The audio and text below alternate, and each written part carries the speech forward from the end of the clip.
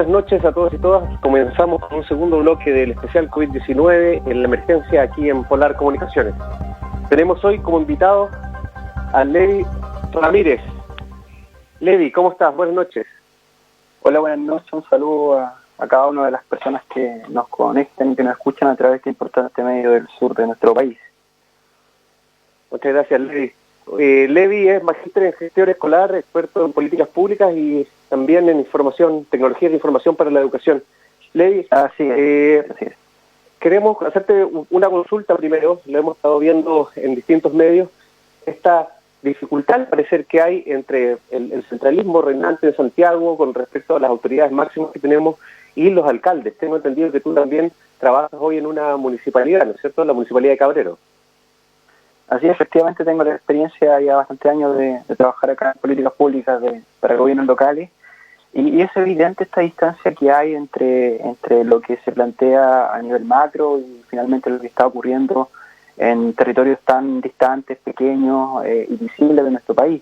Hoy día vemos que se planifican políticas públicas que de alguna forma no están considerando las particularidades de los gobiernos locales y al parecer en muchos casos no se está consultando tampoco a estos actores que en esta pandemia han mostrado particularmente una gran competencia para poder atender los problemas de la comunidad, transmitir confianza, transmitir también lo urgente que es esta epidemia y al parecer la tónica sigue siendo de la misma manera.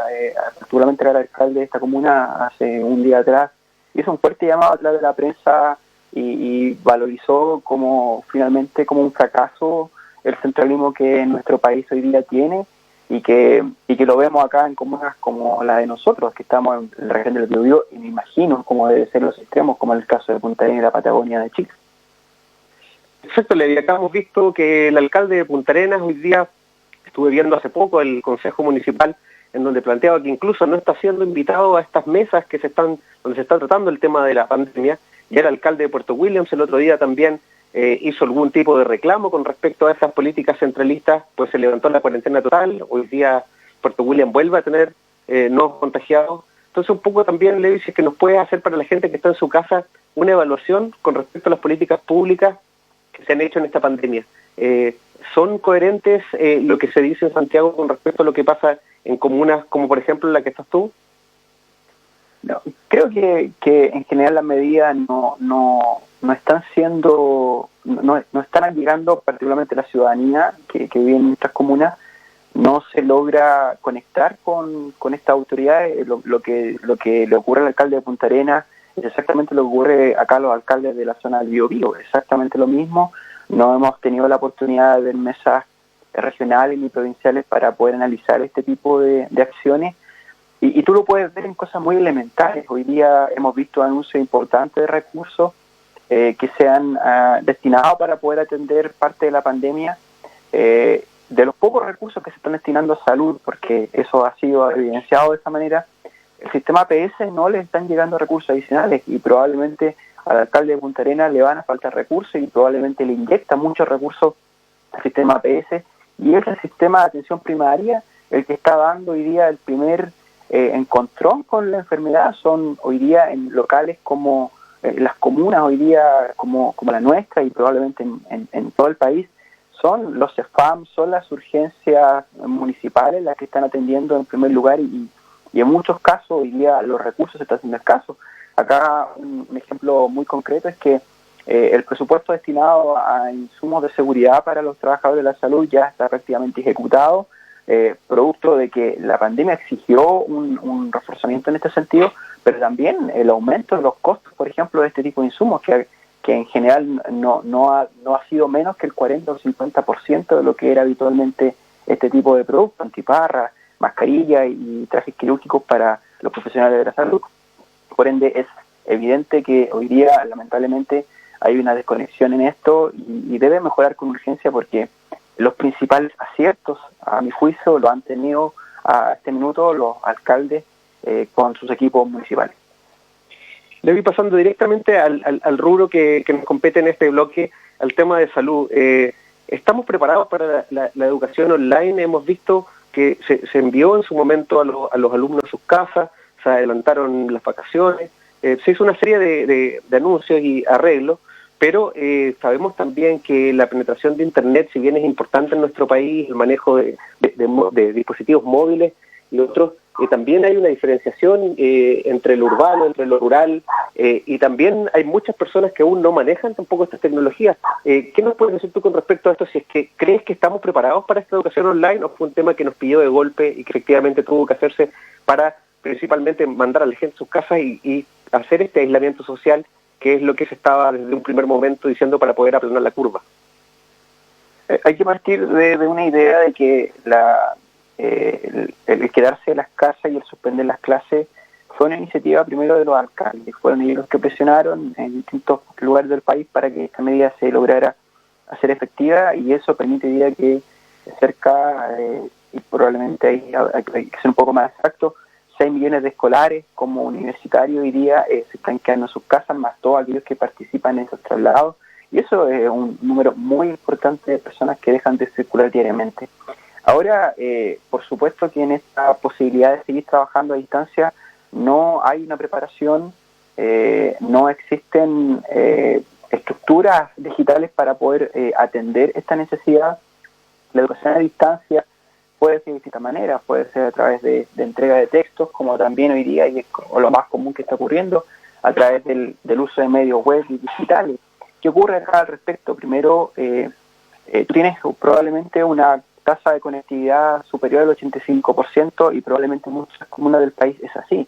El punto es el tipo de conexión que hoy día las personas tienen y los equipos o dispositivos que ocupan para conectarse. Y ahí, sin duda, se genera una brecha que es relevante para poder avanzar. Frente a esta problemática que tiene que ver exclusivamente con los medios y los soportes para poder conectarse, viene un segundo problema, que son las competencias digitales, tanto de las comunidades, en este caso de apoderados, de estudiantes, y también de nuestros profesores.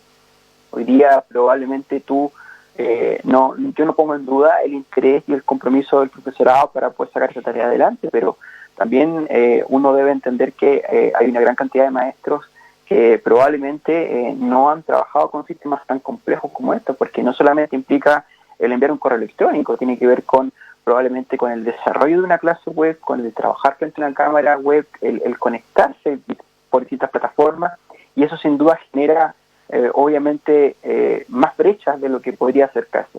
Y le podemos sumar un tercer factor, que es finalmente qué está pasando hoy día con la cabeza de los padres y apoderados de nuestros escolares que están en sus casas, probablemente en cuarentena, muchos de ellos, no lo pongo ni siquiera en duda, afectados hoy día económicamente porque no están trabajando, porque no están accediendo a los recursos que probablemente tienen.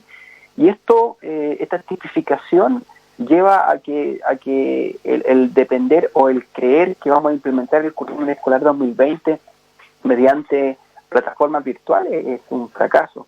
No es lo que hay que buscar. Nosotros acá en Cabrero, al respecto, lo que hemos tomado como medida es que primero levantamos una encuesta telefónica y llamamos a la totalidad de escolares para poder levantar una taxonomía al respecto. Y te voy a compartir un dato que probablemente replica en todo el país y que es coherente con los datos de la OSD y del Ministerio, en este caso, o de la SUTEL, que en algún minuto le diera informe. Acá, más del 85% de las personas de nuestros escolares tienen acceso a Internet. El punto es cómo acceden a Internet. Muchos de ellos, y de ese 85%, el 80% lo hace a través de una conectividad móvil, y de ese 80%, el 60% lo hace a través de un contrato prepago. ¿Qué significa eso? Que las lucas que puedan tener le cargan semanalmente, compran un paquete de gigas, probablemente para comunicarse, para hacer alguna gestión que hoy día se están pidiendo hacer en plataformas gubernamentales, y a eso le generamos un segundo problema, que es qué equipamiento utilizan. La cantidad de notebooks o computadores de escritorio conectados a una red de internet hoy día es menor, porque la mayoría tiene equipos móviles, pero no podemos suponer que el equipo móvil es del escolar. El equipo móvil puede ser del papá, de la mamá, y si ellos no están presentes en las casas, están trabajando, naturalmente ese equipamiento no existe. Y a eso, sin duda, también le puede sumar que las plataformas, muchas de las que hoy día se están proponiendo, no tienen suficiente, podríamos señalar un una interfaz muy adictiva para poder trabajar en este caso con un teléfono móvil, que es muy distinto a la interfaz que se desarrolla en un PC o en un notebook. Y aquí tienes problemas tú graves. Entonces, pretender avanzar con el currículum escolar bajo estas condiciones genera más brechas que en este caso equidad. Con respecto a eso, Levi, el tema del acceso a Internet, el tema de los dispositivos, el tema de que las plataformas sean amigables también con los usuarios, ha sido un tema que no solamente se ha dado en el tema de la implementación de un currículum escolar, sino que también el tema del teletrabajo, una ley que hace poco ya fue promulgada y que efectivamente también tiene hoy día muchos trabajadores complicados desde su casa, pues si bien tienen, como dices tú, acceso sobre el 85% del país y también equipos, hay muchos que no tienen las habilidades. Pero quería pasarte con respecto a eso a otro tema. Hace algún tiempo estuve pudiendo revisar en distintos países del mundo en donde, por ejemplo, y ya que estábamos conversando antes de la pandemia sobre este posible acuerdo constitucional, una nueva constitución, un papel en blanco, la posibilidad de consagrar el derecho a Internet como un derecho fundamental en nuestra Carta Magna, pues ya estamos viendo en esta pandemia que Internet es uno de los medios fundamentales para informarse, algunas veces para desinformarse, pero para poder comunicarnos. ¿Crees tú que esto deberíamos tratar de verlo? ¿Cómo se ve desde el mundo de la educación esta posibilidad de consagrar el derecho libre de acceso a Internet como un derecho que esté en nuestra Carta Magna? Mira, son estas consideraciones que puede tener esta nueva Carta Magna y que creo que esta pandemia ha logrado evidenciar finalmente lo urgente que es contar con una nueva constitución que garantice una serie de derechos sociales que hoy día claramente han sido vulnerados, no han sido vulnerados porque no existen como derechos, pero sí se han transformado en una necesidad inherente al bienestar colectivo e individual de las personas.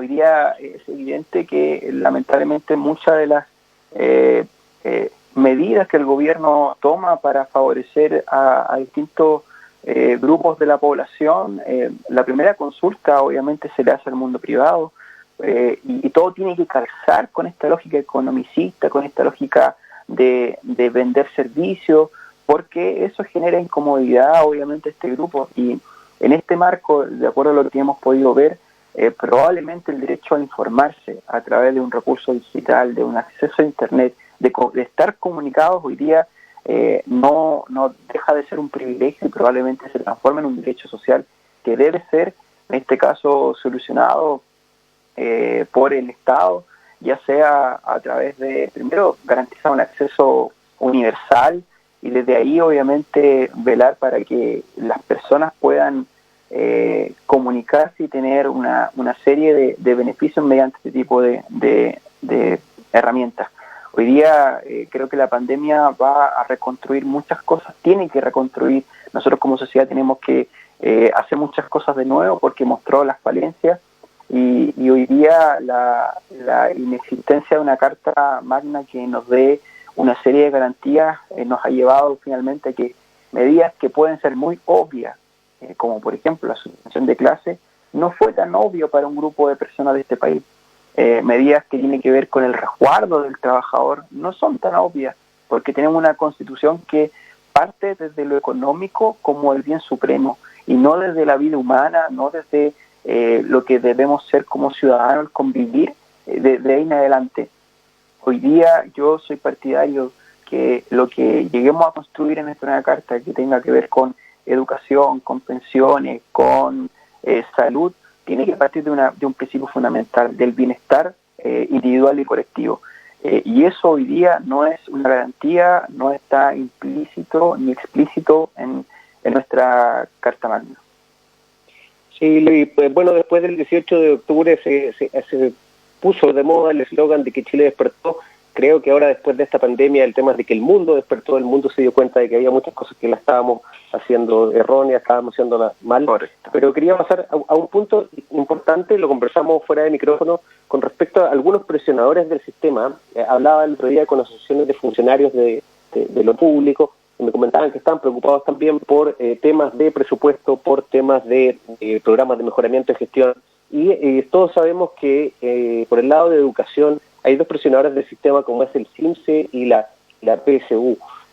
¿Cómo ves tú también que se va a dar durante este año esos dos procesos que el año pasado la PSU ya tuvo bastantes problemas con el estallido social? ¿Cómo ves este año esta situación del CIMSE y la PSU, por ejemplo? Bueno, hasta el día de hoy el CIMSE sigue existiendo, no hay ningún ajuste al respecto, no se ha anunciado ningún ajuste, o hasta el momento que yo al menos esté informado, y lo que creo es que hoy día el CIMSE, si se pretende primero realizar, y si se pretende realizar bajo la misma lógica que esto venía ocurriendo, naturalmente es un gasto innecesario, es una política que no contribuye a destrabar una serie de problemas que hoy día estamos teniendo, porque este no es un año normal, este no es un año donde se estén realizando las clases de manera habitual, si bien probablemente la educación pública ha estado en permanente brechas al respecto, producto de movilizaciones de profesorado, producto del año pasado del estallido social. Hoy día el CIMSE es una herramienta que tiene que transformarse en una posibilidad de aprendizaje, en una posibilidad de poder entregar información externa a los establecimientos, pero no con el sentido que actualmente tiene, que es un ranking que va generando hoy día una presión, como tú lo dices, a los profesores, a los escolares y a las familias. Termina segmentando, clasificando, y eso no es correcto porque el CIMSE no mide trayectorias, el CIMSE mide un año de aprendizaje o mide probablemente una trayectoria de aprendizaje, pero no mide efectivamente cuánto avanza un escolar desde lo que sabía y de lo que no sabía del minuto en que se incorpora al colegio. Y obviamente un escolar que va a una escuela rural, su capital cultural es muy distinto al estudiante que tuvo vacaciones en Europa.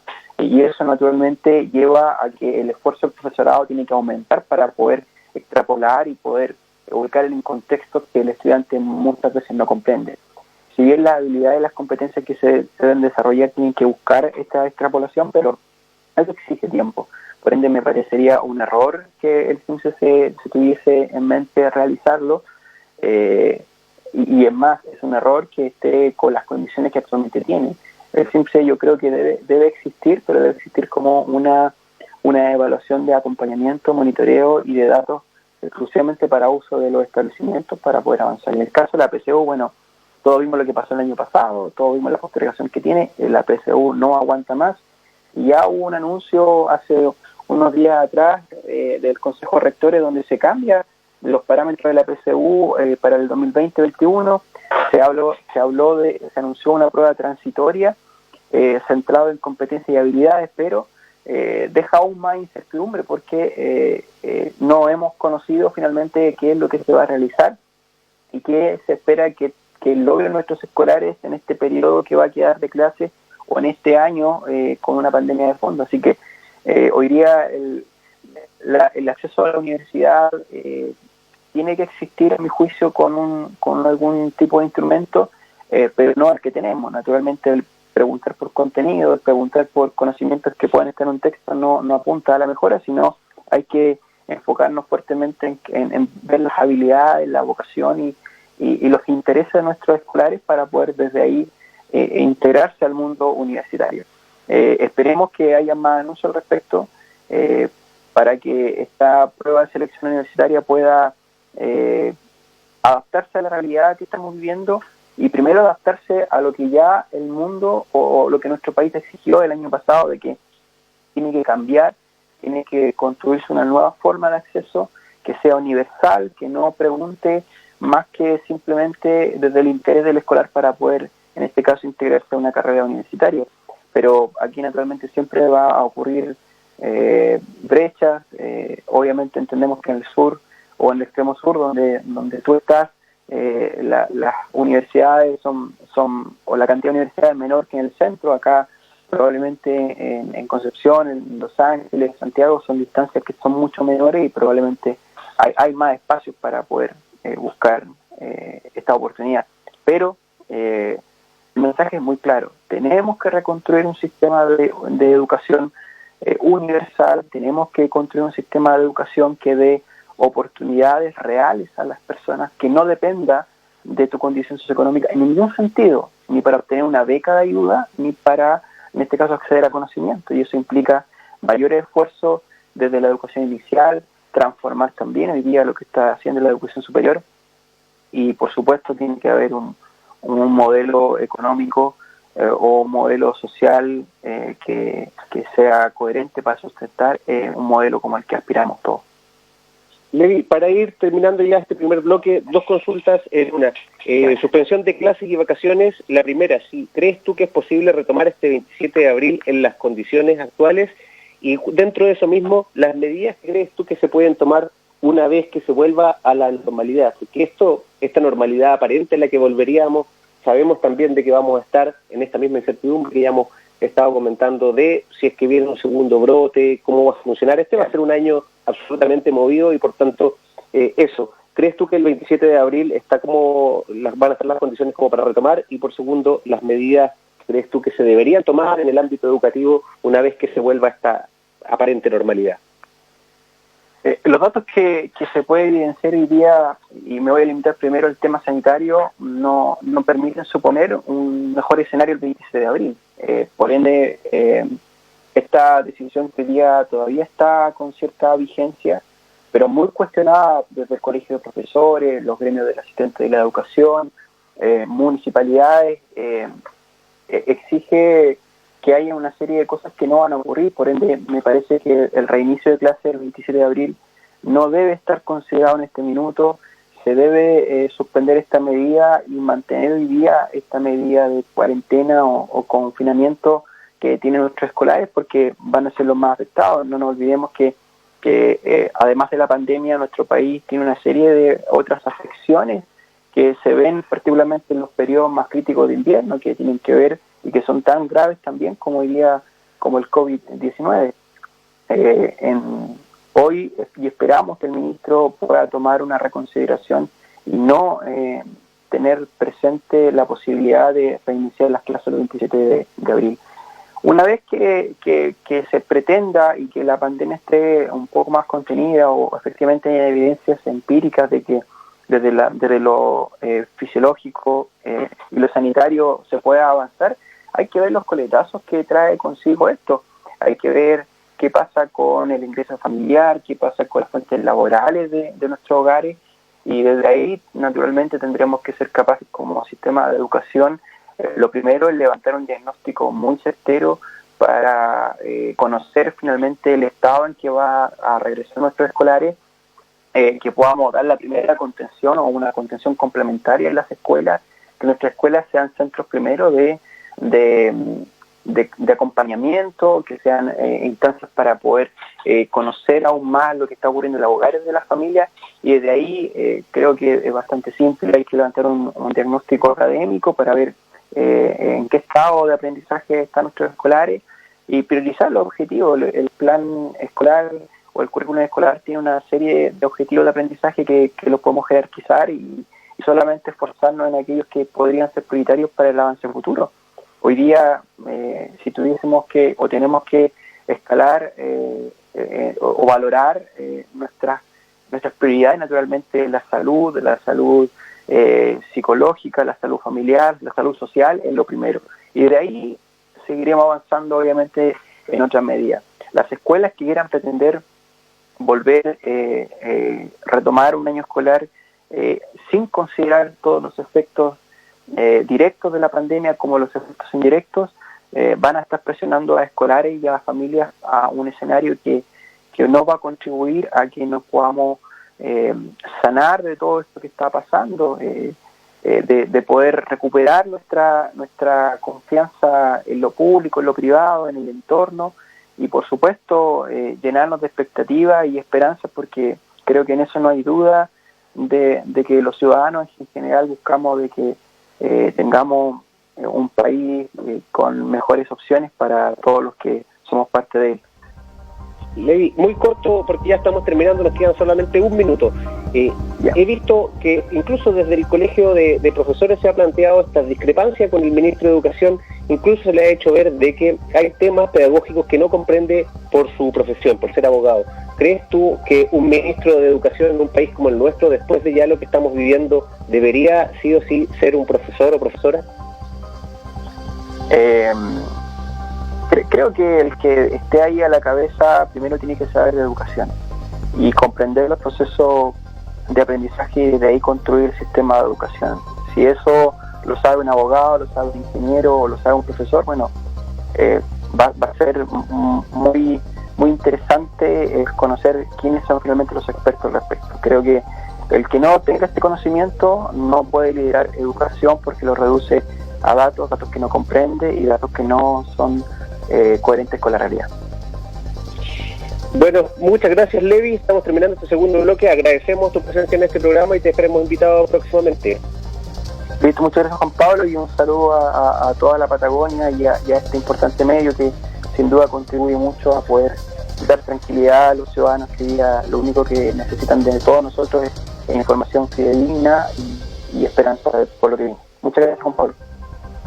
Muchas gracias a ti. Terminamos este segundo bloque. Agradecemos a Levi Ramírez, magíster en gestión escolar, experto en políticas públicas y tecnología de la información para la educación. Los dejamos invitados a un nuevo programa mañana, especial COVID-19 en la emergencia. Saludamos a Franco en los controles. Muy buenas noches. Nos vemos mañana.